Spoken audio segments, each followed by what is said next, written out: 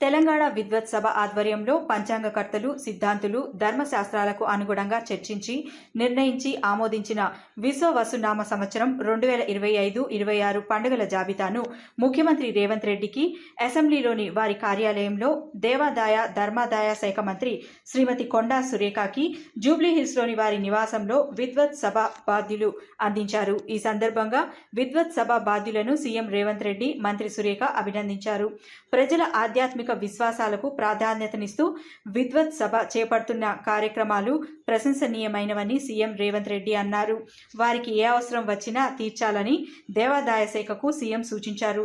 దేశంలో ఎక్కడా లేని విధంగా పండుగల నిర్వహణలో ఎలాంటి అనిశ్చితి తలెత్తకుండా పండుగల జాబితాను నిర్ధారించి అందించిన విద్వత్ సభను మంత్రి సురేఖ అభినందించారు. వారి కృషి ఇలాగే కొనసాగాలని ఆకాంక్షించారు.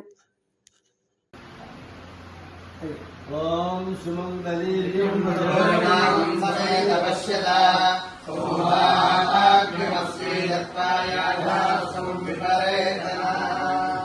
నమో నమో భగవతిజాయ